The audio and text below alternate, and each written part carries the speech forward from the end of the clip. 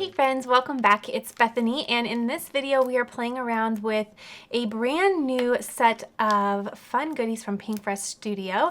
They did send these over for me to play with, and I'm excited to get creating with them. So first we have a really pretty stamp set. Isn't this gorgeous? You can never not fall in love with a floral set.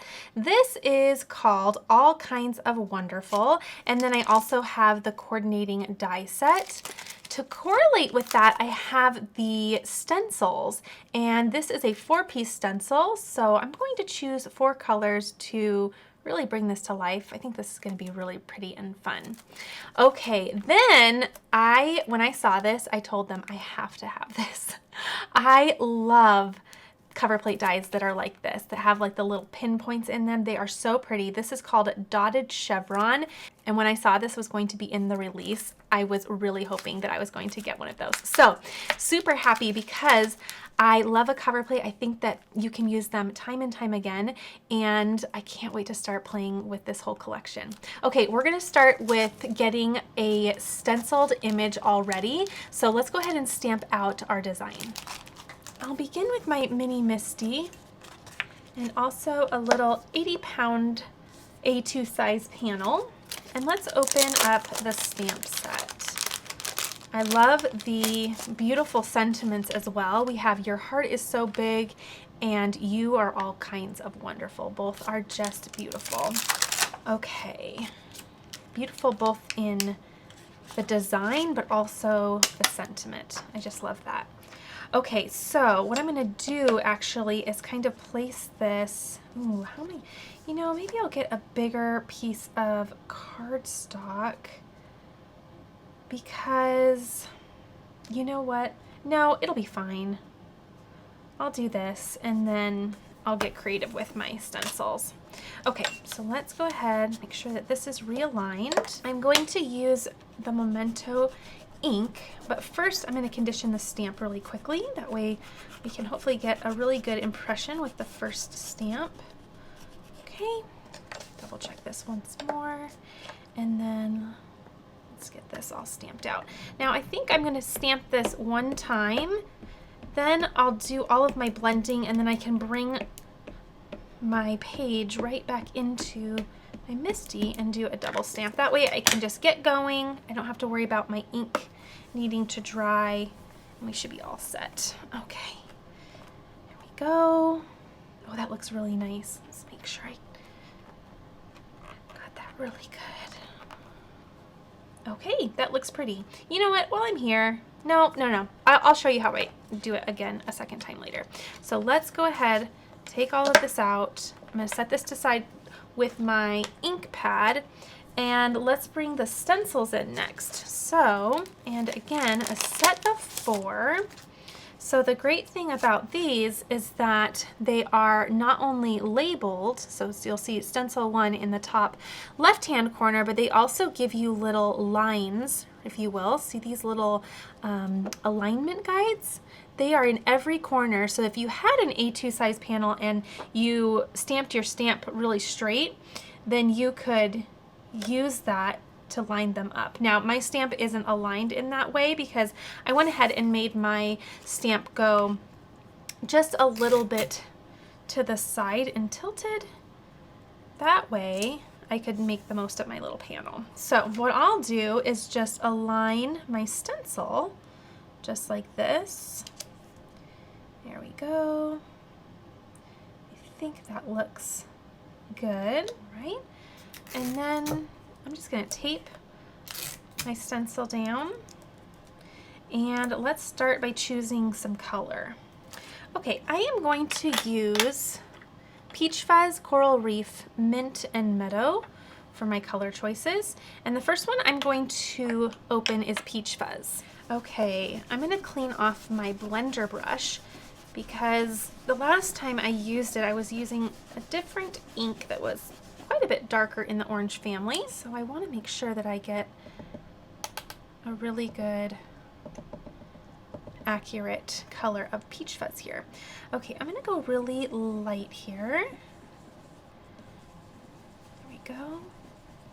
I love these coordinating stencils that are in multiples, like a nice layering stencil. It's just so pretty, and it is so user-friendly. You can't go wrong.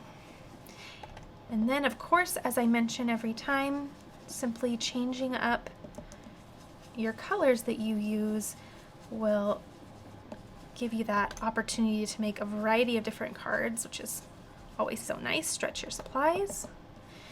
It's always just fun to experiment with different color combinations anyway. You never know what you're going to really fall in love with. Okay, finishing up with the last few little openings down here. There we go. Love that color. So pretty. Okay, there we are. So now I can go ahead and take that off. And I'm going to save my washi tape so I can use it on each and every stencil. But I'll go ahead and just clean this off real quick. Okay, there we go. Other side as well. And we're ready for the next stencil. Okay, bringing in stencil 2, making sure that the words are going in the correct direction. That way it lines up nicely. And then I will, let's see here, how's this gonna go? I think it goes just like that.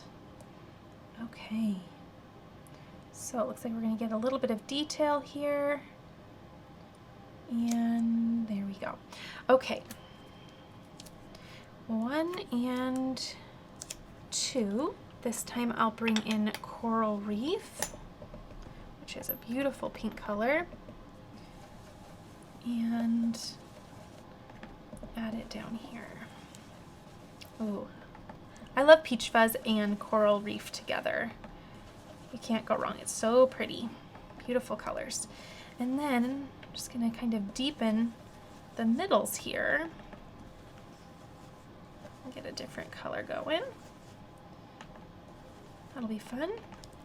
Same thing down here. So this is layered on top of that Peach Fuzz.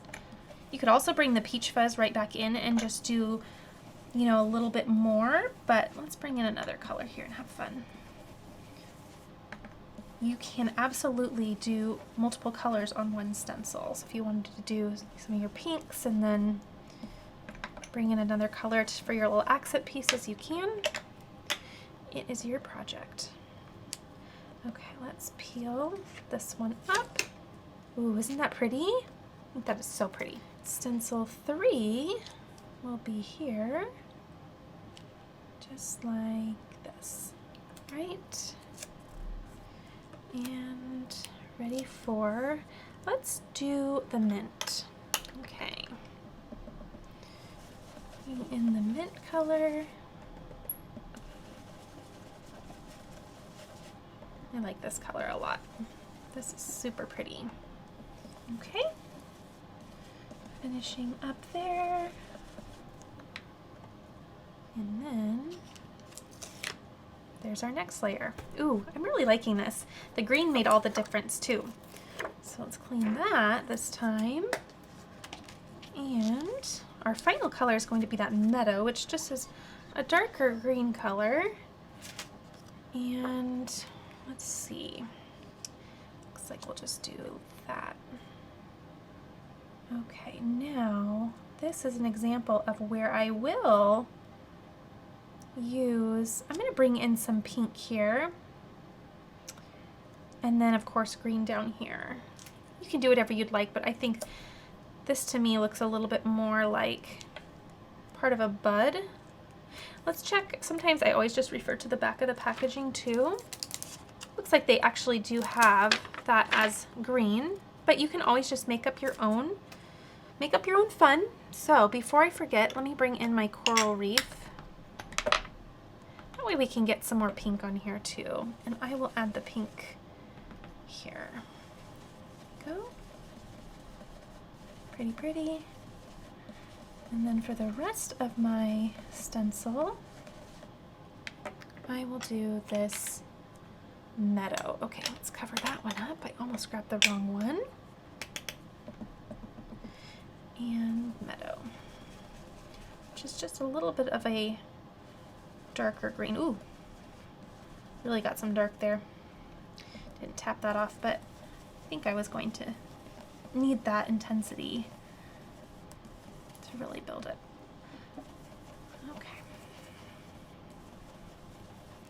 There we go. Actually, I might even just build that a little bit more. Final stencil. And there we are. Isn't that pretty? I actually think I will. Let me realign. I want to add more pink there. It just wasn't as vibrant as I want it to be. So I'm just going to realign my stencil. Okay. Let's see if we like that better. There we go. Gives us some more color. All right, now we are ready to bring in the coordinating dies so that we can cut this out. Ooh, actually though, as I mentioned, I will just place this right back into my Misti because I still have my stamp in the exact same location. Now, if you are going to do a stamp impression and then do some ink blending and then restamp it, you want to make sure that you keep your stamp right in the same position in your Misti. That way you're not having to realign it and risk getting it a little bit off there. So because I kept that in there the whole time, I can just bring my panel right back in and secure it down, and then I can bring my ink here. There we go. And why I'm doing this is because I really wanted to hurry and get to ink blending with my stencils, and if you do a double stamp, it just takes a little bit longer to dry because you have multiple little layers. There we go. Isn't that pretty? So now it's nice and bold. Okay. You absolutely could just do your double stamp, let it dry for a second, and then be ready to go. But I'm a little bit impatient sometimes, and it ends up kind of taking the same amount of time just to double stamp it in the end. So if I can save a little bit of time on watching ink dry, it's like watching paint dry or watching water boil. It sometimes is so slow. So let's grab our coordinating dies and we'll cut these all out. And what I love about this is that the stamp is one image, the die is one die, and it just makes very quick work. Okay, grab some more of the washi tape and secure that. And let's go ahead and cut this out. Okay, I have my Platinum 6 and my cutting plates. So I can cut this out, and then while I have my cutting machine out, I'll go ahead and also do my little cover plate. I'm really anxious to see how that cuts out. I think it's gonna be so pretty. Okay, here's our cut.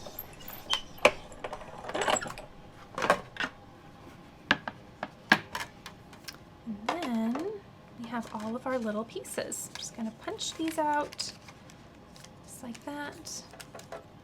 Oh, aren't they pretty? Oh, they're so pretty and so vibrant. Love that look. Okay, I have a couple middles that I need to get out, and I'll grab that with my little pokey tool. But in the meantime, let's set these to the side. Oh, those are so nice. And then let's do our little cover plate. So I also have another sheet of 80-pound cardstock at that A2 size. And then I have the cover plate as well. Okay, I think it'll be fine. I'm going to place it more of at an angle so that it just glides through my machine a little bit easier. Do that. I'm going to hold that right while I place my plate in. That way I can just sandwich that down and keep it in place. There we go. Should be nice and straight. Okay, here we are. And done. Here is, oh goodness, I love it. It's so pretty. Oops, sorry. There we go. Isn't that pretty?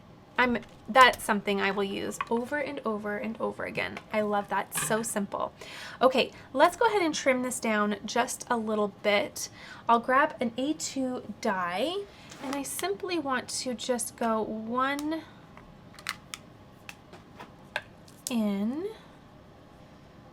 There we go. Make it just a tad smaller than my card base. I think that will be really pretty. Let's tape this down, and I'll just run through off camera. I'll put this through my Platinum 6, that way I can just really quickly cut that out and we'll be ready to go with building up our card. All right, I'm going to grab my little embellishment wand here, and one side has a little pokey tool, which is so nice because if you have little middle pieces that need to come out, you can really quickly just poke them out with that end and be on your way. So it looked like I had one in every single die cut. And there. Okay, makes quick work out of that. Now I'm going to think about arrangement here. Okay, I'm going to take the back of my dotted chevron panel here and add a little bit of foam tape because I think I'll attach this to my card base before I build up the card. That way, I personally just like to build my cards from the ground up instead of building the panel and then attaching it to the base later. Although I really am kind of intrigued by that idea of maybe creating little panels and then attaching them to bases once I'm ready to send the card.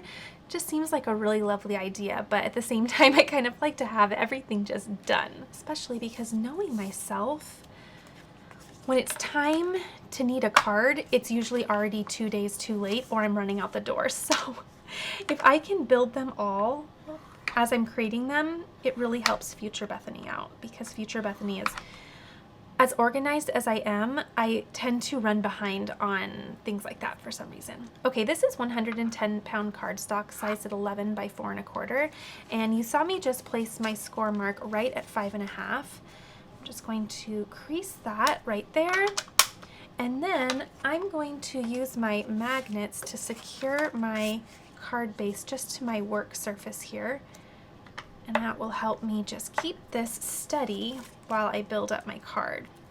First things first is removing all of the little backers for my foam tape and then placing that down. Okay, that looks nice. What I'm thinking here is I like the idea of kind of having this cascade from the bottom left. I think that would be super pretty.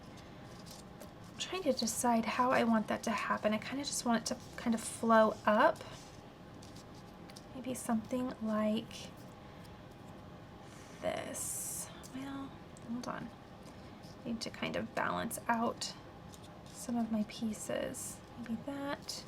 I think that could be really, really pretty. Okay, I think I will do that. What I'll do is, oh, I don't have my phone near me. I was going to take a picture just so I could memorize where all of that was, but I think what I'll do is I'll take this piece off and I'll just work from the back to the front. So I'll grab some tweezers, and I think what I'll do is just use some liquid glue here and place these right down on, at least for the back ones. I could play around with some dimension for the top, which would be really fun. But let's go ahead and just secure the back ones right down to the card base. Okay, using some liquid glue here, and I think this was somewhat like this. Okay, there we go. Just giving that a moment to set. Okay, and then this was kind of there, so we'll put that one down next. Let's go from this side, add our glue. I think that looks nice, and let that set again. I think I'll actually just use liquid glue for the whole thing. Oh, that's pretty. I think that's really nice. Although I am kind of losing some of those flowers a bit behind this one, but not too much. So let's do that, and oops, I have one little middle there. Still forgot to take out. Okay, we'll do, let's let's see, I think I was thinking something like this. Okay. There we go. Also bring a stamp block in to secure that. And give it some weight while I prep my next little bundle of flowers here. Ooh, I like that actually because it kind of gives some movement out. Okay. You know what I think I'm gonna do here? I'm gonna make my own rules. I'm gonna trim here because I don't want to cover that up. And I may just bring that down a little bit, or I could even bring it here. And that way, I don't want to cover that. I could even just bring it down there. Because I have a lot of green, so I'm not too worried about losing any green. And then this will also kind of cover up. It'll look like it was just attached there. Just like so. Okay, I like that. Never be afraid just to do your own thing. I like being able to see that. Okay, there we are. Now we can do sentiment. I do want to do Your Heart Is So Big. I really like that. So, and I'm even thinking I could do, this is pretty too, You're All Kinds of Wonderful. I kind of want it to kind of anchor all of those little pieces there. So let me stamp that out. Put everything to the side for just a moment. And let's bring the mini Misti right back in. Make sure this is nice and cleaned off. I can't remember if I cleaned that. And I actually, what I'll do is, well, no, I'm going to use the little one. I think that's pretty. So, grab a little scrap piece. Place this just like so. And stamp this out. I did condition that stamp. Here we go. Ooh, that is just about perfect. I'm actually going to just lightly, don't even need a lot more. That was really good. But just to give it a little bit of oomph, there we go. Okay, wow, that stamped out pretty. Here we go.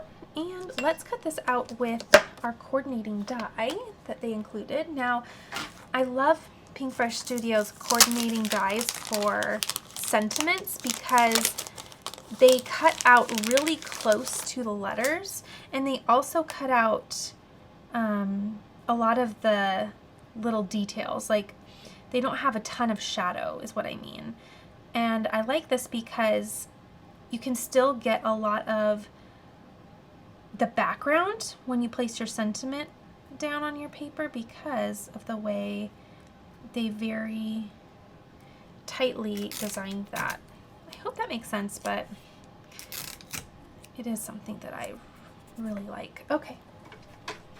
Okay, so I did cut out the actual sentiment, and then I did 2 additional little layers here, and I just did all of this out of 80-pound cardstock. It's just a little scrap piece that I had, and this will just help build up some dimension. You could also use foam tape, but quite honestly, speaking back to how narrow and tiny and delicate their little sentiment cutouts are, it's easier just to do paper on paper.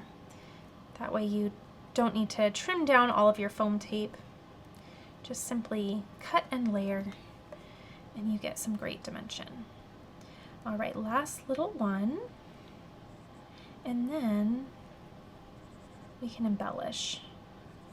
There we are, and just kind of shift that into position. And you see how much dimension we have? That's a lot. That's beautiful. All right, let's bring this back here. And let me press that just to give it a second. I really like this. And I think I'll do that so that it kind of mends visually, unless what I could do, I might do a little surgery again. I think what I'll do is trim.